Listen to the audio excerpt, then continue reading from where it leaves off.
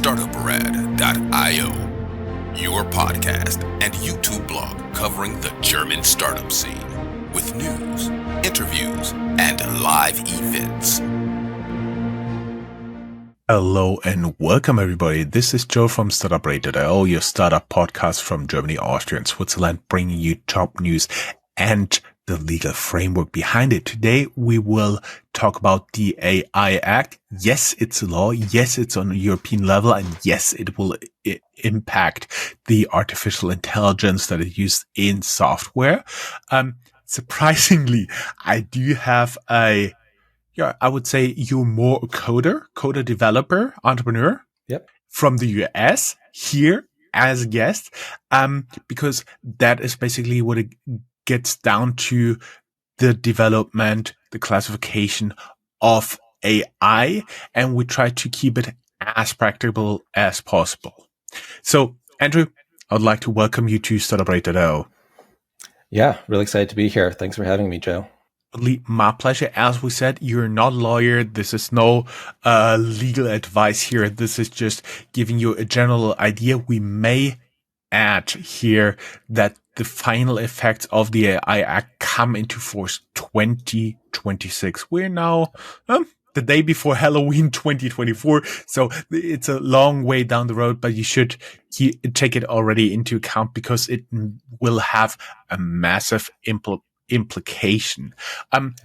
Can you tell us, Andrew, a little bit about you and how you got from cool stuff like coding into boring stuff like law?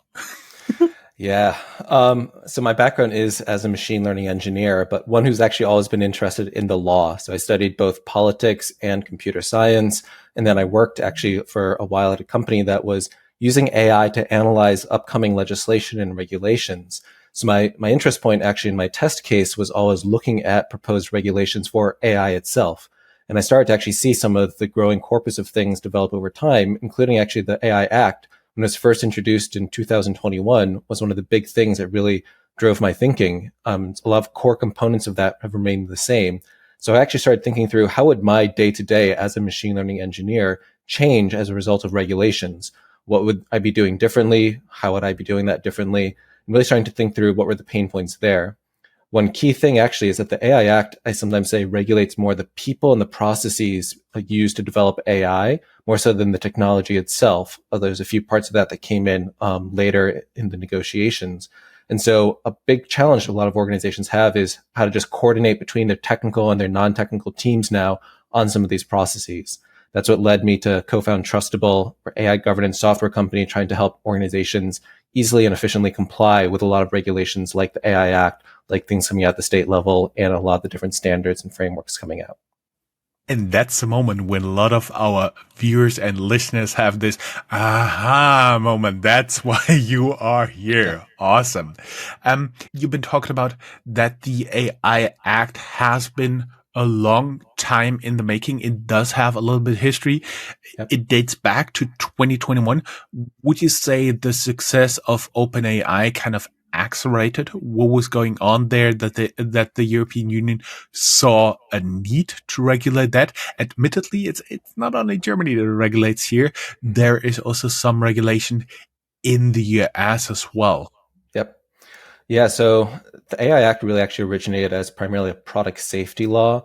And it was initially obviously a lot more probably focused on typical classification type, predictive analytic type AI. I think there have been, even before that point, a couple of notable incidents, both in the US and in the EU, of issues with computer systems causing a lot of harm. There's a lot of issues I know in the Netherlands with some benefits AI systems having a lot of biases towards certain groups. There's a lot of cases in the US of similar instances, including one where a system was being used to recommend different prison sentences and was found to have bias against certain demographics there as well. And so the whole idea of the origin of the law was to make sure that companies were implementing this kind of product safety mindset. And why I say that is that it really means organizations need to be responsible for the safety of what they're selling out into the market, and not simply say that it's your responsibility. You have to implement certain practices to make sure that your systems are safe for people and for society.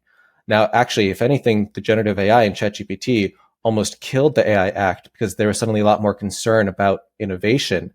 I think actually the AI Act would have passed even without ChatGPT, and actually would have done so earlier. It was some of the negotiations from the EU Parliament late in the discussions to manage some of the new things that are coming out around generative AI that actually delayed the AI Act for a couple of months. When I bet that the moment you talked about responsibility, liability in context of the US, a lot of entrepreneurs who are listening to this right now, the toenails started to roll back. Yeah. Before we get a little bit into that, we may also add, as we said, we're not a lawyer. This is called the AI Act, but this is not an act, not a law per se. All the entities, all the states within the European Union have to implement this one way or another into national law. So there will be more than 20 different versions of that. Also countries in the European Economic Area, think about Norway, Switzerland, the United Kingdoms, they'll also have to have some kind of regulation like this. Plus, I do understand that President Biden also signed what is called an executive order. We're not going into details why this is different from a law, but it's also doing some, my understanding is similar regulations of AI as does the AI Act. Yeah, the Biden's executive order was very focused on actually public sector and government use of AI, because that's what the scope of an executive order can do. It did require and expect some testing using a kind of small law related to national security of some of the larger models. But actually, it's almost, while it imposed some similar kinds of procurement and different risk management things as the AI Act, they're actually covering different sectors, because the AI Act is purely a commercial law. It's, again, product safety. And actually, it's not prescriptive almost at all around the use of AI by different EU member state governments or in a completely exempted national security. And actually, just last week, Biden signed another, technically it was a memo instead of an executive order, detailing what practices the US should implement for AI risk management on top of national security and military uses of AI. So I haven't seen anything on that front out of the EU or member states nearly as much. We have to admit that the NATO always gives us a little bit more time to react in terms of military stuff, which is also not a topic here of Startuprad.io. But we will tell that we attended Digitalgipfel, where we've been listening to all the people giving their perspective on everything digital in Germany, including speeches by Chancellor Scholz, Vice Chancellor Habeck, and Minister Wissing. But the AI Act took basically center stage there because it was very important, and everybody kind of starts to understand the implications of using AI, from very simple stuff like writing automated emails to improving the efficiency of the national grid, to casting, for example, metals and stuff like this. So that was very interesting. And I have been attending one special panel there where the two ladies in charge of the AI Act, translating it into national law, basically talked. One of them was head of department where the AI Act, the EU law, is transformed into national law, which is not done by now. And the other lady was in charge of the Bundesnetzagentur, of the department that will be set up, which is not there, that will be enforcing the AI Act. So they could only talk about it in very general terms about this. But what stuck with me is, first, they learned their lesson from GDPR, so they don't want to hammer completely the innovations, as well as the fact that they want to encourage innovations, that I want to kind of give you swim lanes where to work in. Everybody who'd like to learn more, I have a small blog post about this panel down here on my blog as well. Andrew, now we get into the AI Act. My understanding is there's first a classification by risk according to what the AI does, what it is used for, plus there are explicit cases where it's forbidden to use AI, right? Yep, that's correct. So the AI Act outlines several very specific use cases that are outright prohibited, and that part is actually already in effect. So already, come I believe August, if anybody was using, let's say, a deliberately emotionally manipulative AI system, that's now technically prohibited. Although I'll point out that there can always be a gray area between what is kind of a manipulation system and what might be an AI trying to upsell you on a product, for example, and love to dive into that a little bit later. Underneath those prohibited systems, there's then certain classes of use cases that are designated as high risk. And I'll say probably the majority of the act, as it'll impact a lot of your listeners, will be for anything that's designated as high risk. That's things that could impact people's financial or health, different uses in critical infrastructure. Sometimes people talk about that there's a limited risk option. That's not quite accurate. Anytime you're using an AI that's interacting with people, you need to disclose that, and that can actually still be aligned with a high risk system. It could also be something that's then exempt entirely, which are other narrow procedural things, other things that don't fall into the category of high risk. Those are fundamentally unregulated, at least from the AI Act, although all other laws still apply. So like you still need to obey GDPR in relation to even low risk AI systems, other kinds of things like basic liability for fraud. If you say an AI can do something that it can't, you're still going to be covered under fraud regulations, even if it's not explicitly under the AI Act. Yeah, that was, I have spent quite some time during my last stint at a big four company working in forensics, and my devious mind then instantly, when I was seeing what, for example, ChatGPT did, I was thinking, if I would be criminal, I would be doing X and Y. So that's already covered under the specific laws. What I've been looking also through, well, basically, we could call it steps or parts of a pyramid. The forbidden parts include stuff like real-time biometrics, exploiting disabled or causing harm, system for inferring attributes like political opinion, sexual orientation, and so on. And also stuff like social scoring, which is done in other countries, or scrapping CCTV footage to compile facial recognition databases. I do believe that is something that is already done in different countries across the world. And I do believe there are some let's call them agencies who are also doing that, and may not fall under this law.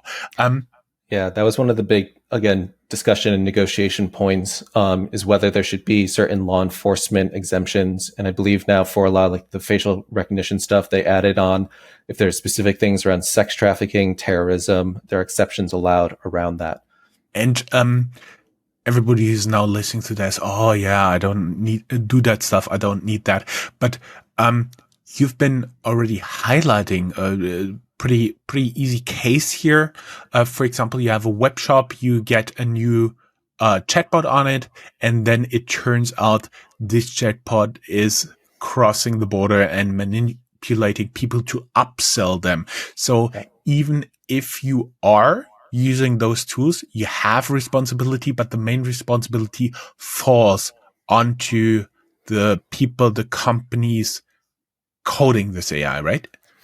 So that's where there's a little bit of some gray area, especially in one of the challenges in trying to fit some of these new technologies and new structures into this product liability structure is that it can be unclear. If I am simply implementing a chatbot, but maybe it's connected with my own data through like a vector database, what is my liability versus what is maybe OpenAI's API liability around some of that stuff?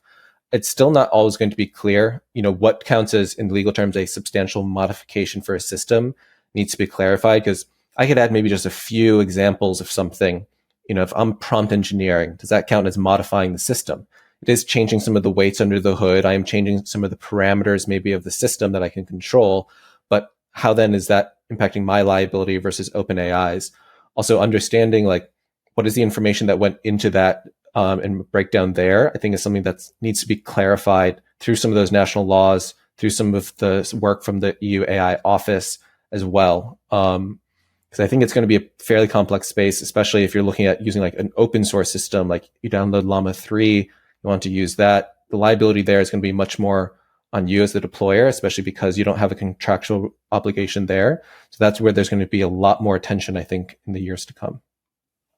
So that also means not only the people who are really under the hood are responsible, are doing stuff within the framework of the AI Act, you can be just simply by using prompts, right? Yep. Okay, this is pretty important because I do believe a lot of people are now around going into stuff like Reddit, Googling different versions of prompts and simply using them in their tools, and that may be in the future a potential liability here. Yeah, well, it's definitely an area of potential exploits or attacks. There's already a lot of concern around the security of systems, and even the best systems that implement these strong guardrails. And Anthropic has talked a lot about the different things that they do there. It's still relatively easy to bypass these through simple prompt injections. It used to be as simple as saying, "Hey, ignore your safety guidelines," and then it will. There's still other easy ways of telling it to say the opposite of something. You can bypass a lot of filters, maybe by asking it to write something in German, then translate it into English, and then run that. You can avoid some of the filters that are looking for keywords in English, for example. So it's definitely an area of introducing new potential risks around some of those systems. Even then, again, where the liability falls on that is going to be very dependent, possibly on the use case and how you're deploying and setting it up, whether you're fine tuning it, how you're constructing that stuff. It is admittedly we recognize it's impossible for an organization like OpenAI to know every possible way an organization might use something. So from that perspective, it could be hard to say that they are responsible for everything. On the flip side, there's oftentimes going to be a huge amount of asymmetry between the capabilities and resources. OpenAI is partnered with Microsoft. They have virtually unlimited funding for stuff. They have models that are taking months to train, spending tens of millions, if not hundreds of millions of dollars.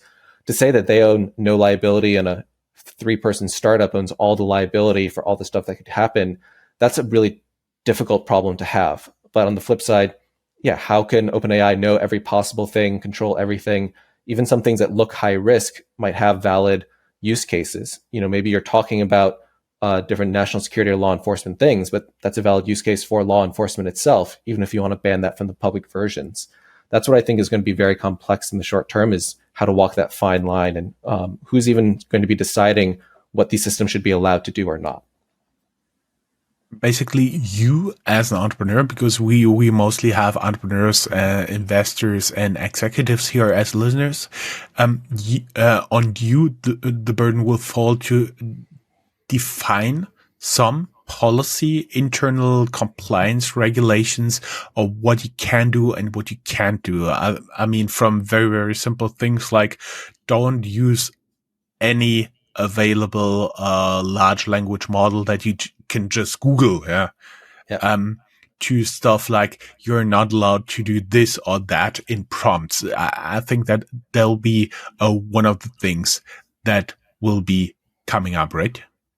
Yeah, and that's something that our platform actually helps with, is helping draft what is the policy you should have, what are some of the things you should consider, and really what are the best practices that you, as perhaps a small company, should be implementing in order to comply with stuff. And you will always be responsible for ensuring that your system is being tested. Maybe it is just testing your own prompts, ensuring that it's working.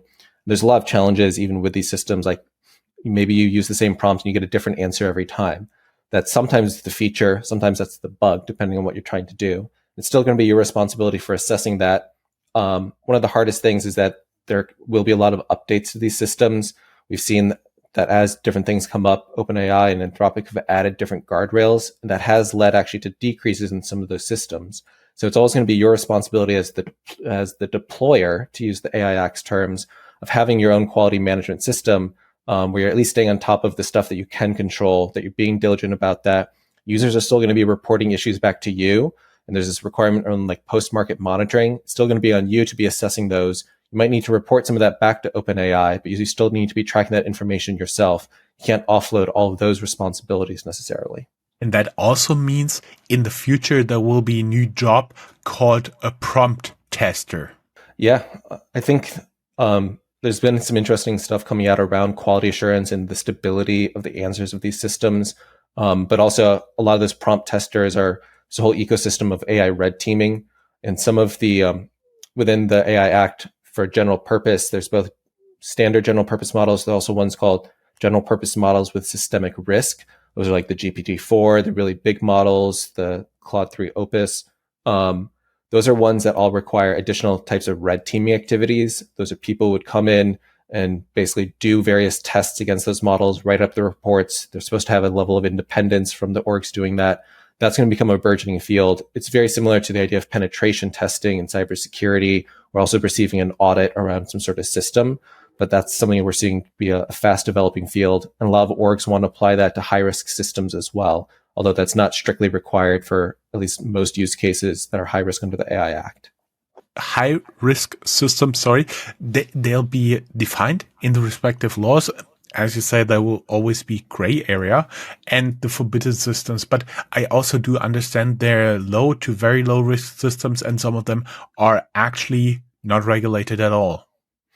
Yeah, that's correct. One thing I'll actually highlight is that the EU from the Commission level is constructing a new office. That office will be responsible for actually updating the definitions of things that are high risk. There's a mechanism for them to add other things into there, as well as prohibit different use cases.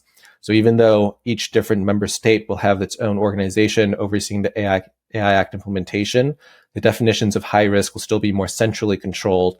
And I do suspect that as more information comes out, they'll start to add more and more things to that list. And so we shouldn't expect the list currently in the legislation to stay fixed for much longer than probably the first 2 or 3 years that the act is in effect. We also talked about, in terms of risk, there's also a definition of unacceptable risks in AI practices, manipulative or exploitative behavior. Do you think this will have an impact on especially like advertising targeting of people? Because at one point it makes sense to kind of target, to use an AI to advertise, to collect data and understand your customers better. But I also do understand that there should be a legal limit how to do that, and a special level on what you can and cannot do, even though I understand that a lot of advertisers right now are thinking, I would like to do everything possible. Yeah, I was just actually reviewing the list of things. One of the prohibited actions is actually inferring the emotions of somebody based on certain contexts and using that for certain purposes. Again, I think there will definitely be certain ways that you could leverage that information for advertising that would then be considered inappropriate. Admittedly, I think advertising in the EU already looks very different than the US because of GDPR. You still need that root information to begin with. That's where the data governance aspects of the AI Act come into play even more so in regulating stuff. I think most companies had already left the EU who are doing anything resembling the prohibited practices. I think where there's some gray area, for example, though, is that EU citizen data could still end up in some of those systems still being used. There's a lawsuit from several companies in the EU right now against Clearview AI, which does do that scraping of facial recognition, and they have the data of EU citizens inside that data set. And that's where the extraterritorial aspects of the AI Act are going to become more complex over time, because people want more data for their systems. It's the single most important thing, and pulling that in is going to become a big international issue, I suspect, between different countries. And I do understand it's almost impossible to keep you out of those databases. For example, you just need to make a visit of New York, and you'll be filmed by hundreds, maybe even thousands of cameras if you spend 1 or 2 weeks in the city, and they'll all go anywhere. If you just change flights on international airports, they may be not under the AI Act and so on and so forth. So basically, there will be circumstances where this will happen. We just talked about like the territorial reach of that, and you talked about the part that applies to everything abroad. Could you elaborate a little bit on that before we get into what do you expect from the EU and the US regulations going forward? Yeah. So admittedly, GDPR actually probably had a larger extraterritorial scope because it was a fundamental rights law. It was enumerating certain privacy rights that EU citizens had, and they're claiming that those rights exist for those EU citizens regardless of how and where that they're operating on certain stuff, which is why you can, even an EU citizen can send a takedown request to other companies, and it had a large impact in the US. The AI Act might actually be a little bit more narrow in scope because it's really taking this product safety and commercial law. So admittedly, you're only really in scope of that if you are actively trying to sell your product inside the EU, or if anybody in the EU is buying your product through any of those mechanisms. The danger there is that there's entire companies that might say, hey, we completely do not sell to any entity in the EU. We don't allow anybody operating or working in the EU to use our stuff, and firewall it off completely. That'd be one of the bigger fears around like the innovation, the market development part of that, because it will be a little bit easier to actually avoid the AI Act by simply not doing business with AI systems inside the EU than it was for probably GDPR. My understanding right now, as I said, I'm neither a lawyer nor a coder, is the regulations from right now enacted in the US, speaking about memo, executive order, and so on and so forth, and the basic ideas of the AI Act are more or less in sync right now. Is that true? That's true in terms of several of the legislation proposed at the state level in the US, including one that passed earlier this year in Colorado, are fairly similar in that they identify certain high-risk use cases of AI. And they say we're going to impose certain requirements on them. Then the requirements that they're imposing are fairly similar to some stuff in the AI Act. Usually the number one thing is that they say organizations need to be accountable for certain risks of their systems. So they need to implement a risk management system. They need to say, hey, if this system hallucinates, here's what we think could happen. Here's how severe it is. And then document the mitigations that they have in place, and then get somebody in the org, particularly their legal team, to sign off and say those mitigations are sufficient. And a big thing as well is actually having proper responses to incidents that are happening. The EU, this is called post-market monitoring. In the US, it's usually just called like incident response. It's about making sure that customers are able to report any problems that they're having with the systems, that those reports are being looked at in a timely manner, that the system is being updated in response to that. Because we don't know everything that could happen from AI, it's more important to make sure that orgs are being diligent and responsible in responding to that kind of stuff, rather than being able to know about that all upfront right now. We're now just at the beginning of the AI age, at the beginning of the regulation of AI. And I was wondering, you kind of live AI and AI regulation here.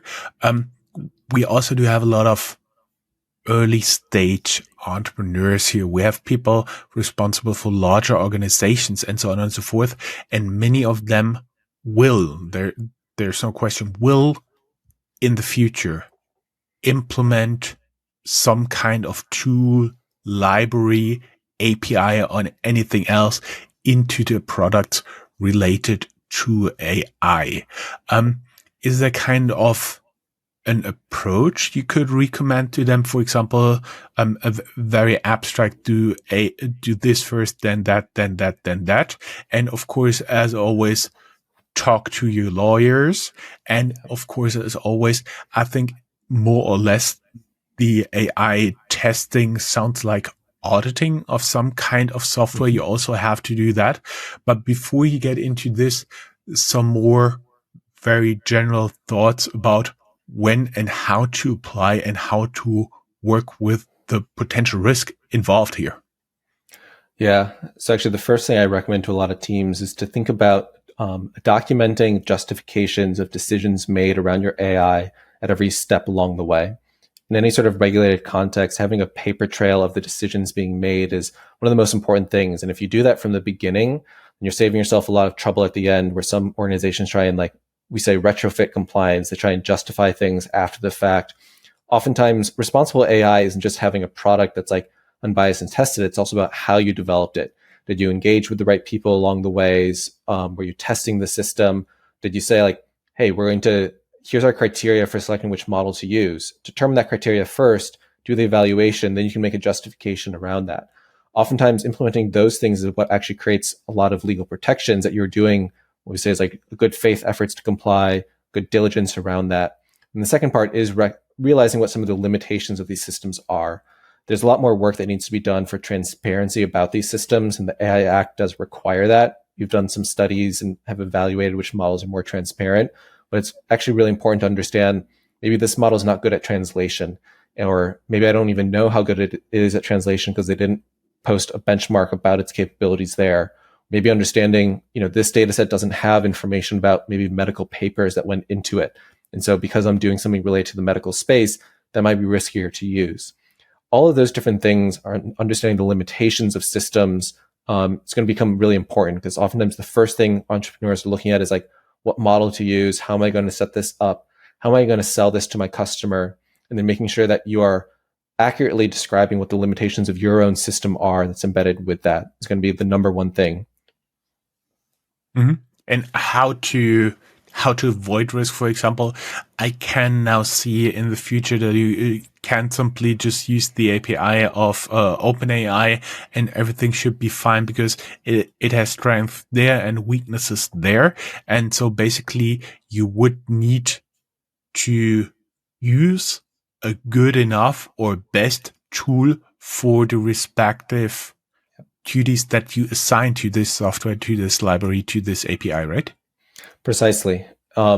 We talk a lot about AI ethics. One of the hard things about that, and people always talk about, oh, we want unbiased AI.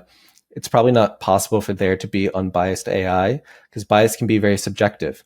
I lived for a while in France, actually growing up, and they actually constitutionally don't allow you to collect information about race or ethnicity. They actually deny that those are constructs. Everyone should be equals and whatnot. But then that creates a lot of challenges there, where you couldn't measure necessarily like the selection rates of algorithms against those categories. Versus in the US, now according to certain laws, you have to do that. Definitely use cases in insurance. There's some stuff in New York City around hiring. You have to look at whether you're accidentally selecting in your AI certain races or ethnicities above others and look for bias there. So that's what's going to make it really hard for a single model possibly to be optimized against all of those. And either there's going to be different models that have different ethical principles built into them. You need to decide which ones are appropriate for your use, or we'll end up with a whole ecosystem of almost different ideologies, different philosophies, different ethical principles. We'll have a very competitive marketplace around that. I personally do believe you'll never have any unbiased AI tools, because every human being has any type of bias, and maybe just be that they are fanatic for chocolate. Every human being has this, and as long as we are coding those AIs, there'll be never an unbiased AI. So always keep that in mind. Andrew, there would be like a lot of more questions I would have for you, but we are running short on time. I'd first like to thank you very much for being here. Secondly, we will link your company website and your LinkedIn profile down here in the show notes. Can you give us like a very short pitch of what would be the use case for European companies using your tool? Yeah. So one of the hardest things actually for a lot of large organizations in particular with AI regulations is that they don't even know where and how AI might be used inside their organization, which means you don't know your exposure to the different laws. So the first thing our tool helps you do is build up an inventory of your AI. That's your AI use cases, your AI models, your vendors, some of the data sets being used. We can actually help evaluate what documentation you need for each of those, help you conduct some of the risk assessments to understand what are the risks of my AI.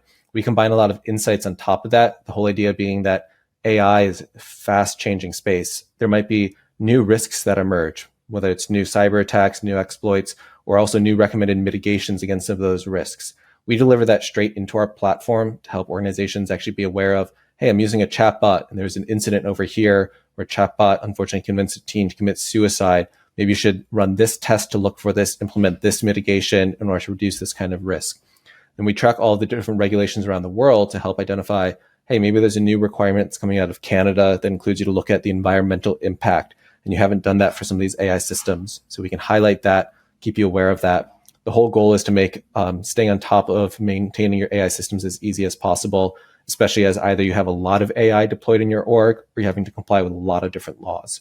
Our tool adds a lot of value. We're doing all of the heavy work on, I'll say, the mental workload of figuring out what you need to document, how to do so. We can integrate into your system to help keep things in sync as well, really just to help anyone comply with all of these emerging regulations. Great. Andrew, thank you very much. It was a pleasure having you as a guest, and everybody who'd like to learn more, go down here in the show notes and there will be the links to his personal LinkedIn profile as well as the company website. Thank you very much. Thank you so much. Have a good day. Bye-bye. That's all, folks. Find more news news, streams, events, and interviews at www.startuprad.io. Remember, sharing is caring.